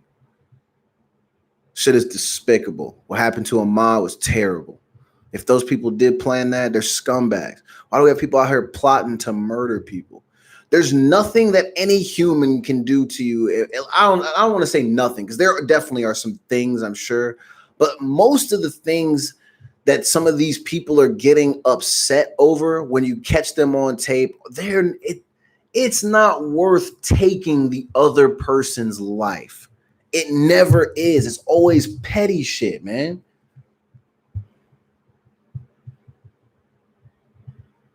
But God, can you imagine having the power to be like, oh, you don't want to do something that I told you to do? Well, guess what? You're fucking dead. And you know how? Hey, 911. Yeah, I'm involved in a situation where there's somebody who is, well, he's black. He's threatening my life. He or she. It's most likely a he, though. And then you just hang up. And you know if you hang up, they're going to be like, oh my God, the line went dead. And then they'll send everybody running to you. And then you know what's going to happen to that person if they're still at the scene with you. The second that they show up and they've heard you on the line say that you feel like your life is in danger, they're going to approach that African American or that person of color. And they're going to approach them with the idea that violence is option one. You know that that's going to happen. Like I said, I think watching that video of her, I think all you're seeing is a terrible attempt at trying to execute a murder, because he probably would have been killed. And I know that's a big leap, but based on how things are going now, it's not far-fetched. Not at all. Thank God Christian Cooper wasn't murdered. I mean, I'm glad that they weren't there. I'm glad that by the time the cops even got there, that they were gone. You don't even need to be standing there for no bullshit like that. And I know people try to say, oh, well, you know, if you do that, you're like fleeing the scene. Like, nigga, look, if you think I'm going to stay in an area and let some white person fucking harass me, nah. Once the whole situation, he got what he needed on tape, then you could leave. The minute it's posted to the internet, she's fried. You see how some of these people be acting? Girl on the wheelchair scooter. The second she gets sprayed with the fire extinguisher, we're out, bro. There's no reason to stay and keep entertaining your corny ass. You try to play games and try to use your power and privilege to make sure that we end up in a compromising position. We outsmart you in those moments and do your ass dirty. And then it's time to go. We're not going to stand there and wait for your janky ass friends to pull up and shoot and then ask questions afterwards, because they're going to be asking those questions to you. And because you're a scumbag who causes a problem and then doesn't actually want to deal with it on your own, you're going to lie anyway. Of course, I'm not going to stay there with you. It's been a long time since I've had the cops called on me, but it hasn't been that damn long. I'm trying to think. What's the funniest story I have involving the cops? Let's see. Why did I lead with that? None of that shit is funny. I should not have said that. But some of these stories, to me, now they are entertaining because of how the situation ends up starting. It's always because of something stupid. And it doesn't need to involve the cop. I mean, I probably have to say is the time that me and my brother were eating at a Quiznos. And this didn't even really involve me. But I know the lady called because she saw both of us at the Quiznos. But my man was like outside on the phone yelling at some kid about something. Just on the phone. He not being over the top or nothing. You know, you can just tell he's just getting a little fired up. Go out, check on everything is cool. It's a phone conversation that's probably going a little sideways, but nothing's probably likely to happen. All of a sudden, the cops pull up. And they're asking us questions, and we're thinking, what the fuck is the deal? Some old lady that was in the store next door called the cops because she thought something was going to happen. But based on, and like I said, this is in a very small town within buildings that we frequent all the time. Even with her inside of the building that she was in, we all know that with the door closed, you can't even hear anything that's going on outside. So what does that mean? That means she called the cops on him just because he was outside and he was black. That shit was hilarious. Because when the cops pull up, obviously they see that it's people that they know, because our town is very small. How many black people are there? Not a lot. And we, you know, it was lucky. There was no real harassment from police in that moment. But it was just crazy to think that, like, the lady called and then, you know, was just on that bullshit. God, what if my man would have just been celebrating winning the lottery and he was just excited? You call the cops on him and he gets killed. Killed for celebrating the lottery. But then what they'll try to do is they'll try to spin it and go back in time and be like, yeah, but 5 years before that, he was arrested for this, or like the cops had to talk to him about a situation. He's clearly a criminal. So this murder 5 years later, he definitely had that coming. Career criminal that one time. When he was 13, he stole a candy bar from a supermarket. Career criminal. I mean, no crime since he was 13, but hey, once a criminal, always a criminal, right? Right? Correct, sir. I'm saying correct in the chat to Steph. If you're a good cop and you don't turn in the bad cop, you're a bad cop, period. Agreed. Or correct. That's what I put. Listen, man, it's been an hour 45 of me ranting about this shit. I'm sure people are going to watch this and say, God, look how misinformed he is, how stupid he sounds. He's just ranting and he's complaining, but not providing any solutions. I provided solutions on previous shows. And the past 30-something years, I provided the solutions. No, we're skipping that step. Now when this shit happens, it's just, look, most of us are just here for whatever. Whatever happens will happen. I don't know. Guess I just gotta be ready to move quick,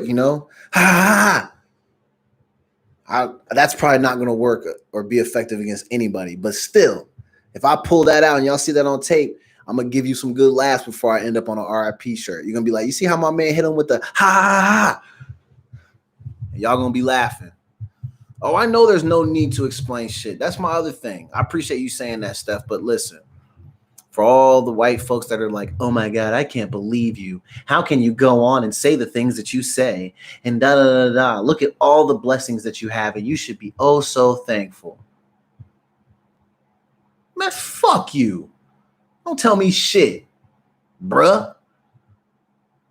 Y'all been trying to tell our people how to live for years. Don't tell me shit. Mind your own business. You're not my fucking mom. You're not my dad. You're not none of that. I don't care about none of that shit. I don't care how many black friends you had growing up. I don't care if your dad or your mom works for some black people. I don't care if the US fucking government hired you on as the person to come in and tell people how to live. Don't tell me nothing. Tell those people. You want to tell somebody something? Go tell them that we're tired, we're fed up. And we would like things to change. And what's going to happen is they're just going to have to work a little bit quicker to fix it while we whoop some ass for a little bit. And once we know that you guys have a solution prepared and you're prepared and ready to execute, then we'll stop whooping ass. I feel like that's an easy solution.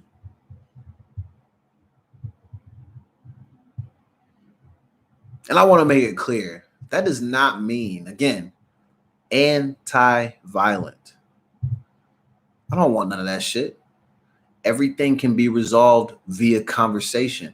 If the parties involved enter into the conversation with an open mind and an understanding that people are going to feel the way that they feel, and feelings need to be acknowledged. Things will not always be agreed upon, but the one thing that can be agreed upon is mutual respect and understanding. You listen with the intent to understand rather than with the intent to reply. That's what we're asking of a lot of white people. Stop replying. Stop telling us that we should be different. Stop telling us that maybe the people had it coming because of bad behavior and this and that. And maybe if education was better in your guys' communities, you would know maybe to like ease up on some of this stuff and do things a little bit differently. No one wants to hear that shit, man.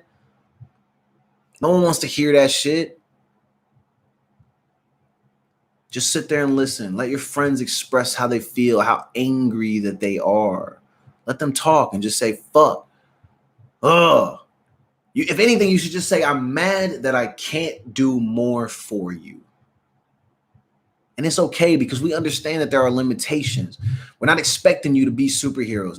There's not one motherfucker on the planet that's Tony Stark or freaking Steve Rogers or Scarlett Johansson's character. I'll forget what her fucking name was. Romanov or something, whatever. Y'all, we know y'all are not Avengers. We don't expect you to be those type of made up white people that you see on TV.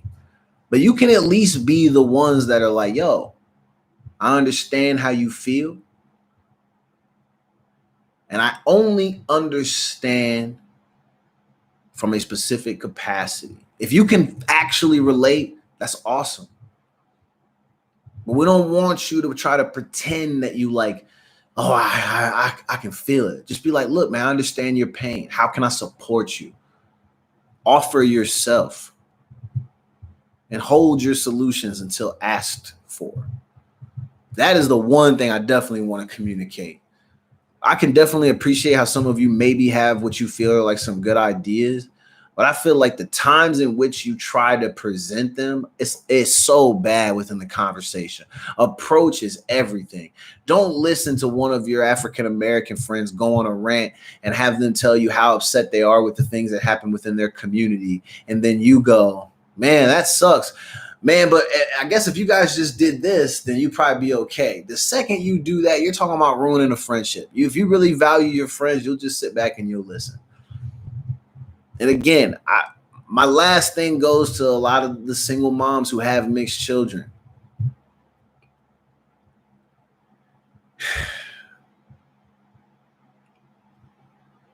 Yes, you are raising a mixed child.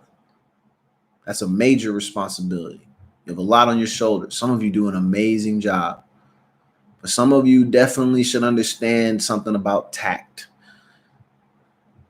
Don't pretend that because you have mixed children that now you're it. And now yes, to some degree you've just increased the amount of participation that you have within this realm and this type of life that we lead. You are not these people. All right? You're not actually walking in my shoes or my mother's shoes, my sister's shoes, my cousin, my friend. You're not actually walking in those shoes. You were still just a participant. You've just upgraded your membership a little bit. Do everything you can to educate yourself. Allow yourself to be educated by other Black people you know. That way you can better equip your kids on how to handle life.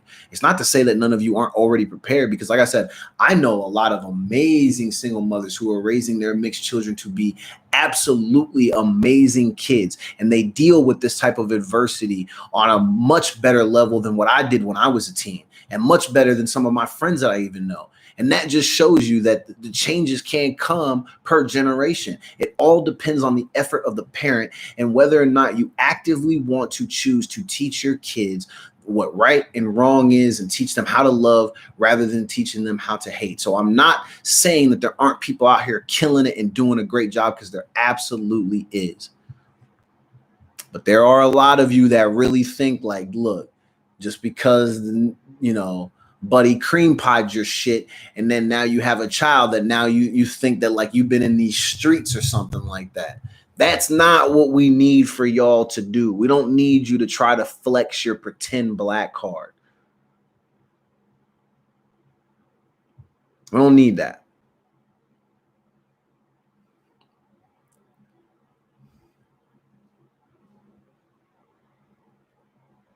Offer your support. Show the people around you who have to face these conflicts and controversies on a daily basis. Show those people that you love them, that you care about them. Offer your support and allow them to come to you. Allow them to vent. Give them that space. We're not idiots. We know the rioting and the looting is stupid. Don't remind us of that fact, because then I'll have to go into a whole thing where I have to remind you that we're taking this step now because all the other options that we presented were rejected and denied. Again, think about your DMs. Hey, fuck you, bitch. That's where we're at with this. We're at the fuck you bitch stage. Doesn't mean that it's right, but it still is there. Steph, I agree. I don't want to even talk like that. I don't want to have to think that maybe there's a chance I could end up on an RIP t-shirt, but that's reality, fam. And I know that you know, but that's just what it is. Because going forward, there can't be any scenarios where I'm out in public and I see something happening to anybody. To anybody. If you see people being brutalized by police, you know what's excessive force and what's not. Come on, man. It takes 4 of y'all to restrain one person. I can understand if that was like Terry Crews or like The Rock or, you know, one of these like gigantic motherfuckers that's like real big. Cause some of these cops are little dude. I get it. If it was somebody like that, yo, bring all of the back. I get it. But you have a lot of these people, they're like not even moving, and cops are just like, yeah, here's my chance. Like I said, I'm not expecting you to run in and fist flying up. No, you don't know how to do all that. Run up and just start screaming at them. Draw attention to the situation. The more eyes that are on it, the more nervous that they will be about making a mistake. And maybe it will force their job training to actually kick in. Yeah, that shit was crazy. Having his hands in his pocket because it's a way for him to conceal that he was just applying pressure to his thighs, and it just put more pressure on Buddy's neck. That's why he had his hands in his pockets. He wasn't relaxing. It's a way for him to apply pressure without it being obvious. Niggas ain't slick. Like I said, I've had that shit done to me. I know what he was trying to do. Most of the time when they do it, they're like on your shoulder blade. Just enough to where you can't move the top half of your body. They always do your back, shoulder blade type of area, at least in my experience. And now you're probably wondering, God damn, how many times this nigga been handled by the cops? Enough times to know that the knee usually goes on the shoulder blade. It's crazy as hell to see that cop have his knees on my man's neck like that.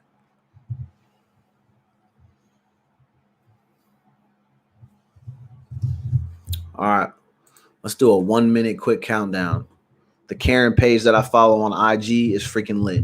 Evictions are coming soon. People, I hope you paid your rent up to this point, because if not, since the ban on the evictions has been lifted, you might not have a place to live. Let's see. Gabrielle Union finally speaking out about the freaking crazy shit she was facing on America's Got Talent behind the scenes. We got Vegas resorts opening on June 4th, which is crazy. Go ahead, slide over to that pool and catch a STD if you're into that sort of thing, because you know every nasty MF is going to be in Vegas swimming and getting lit when the freaking resorts open. Also, Michael Jordan, people are really pissed off at him about how he kind of like handled this documentary situation. My final thoughts are about MJ. I'm going to say this. Why is anybody surprised? Mike has never really been known for being like a stand-up, super nice dude.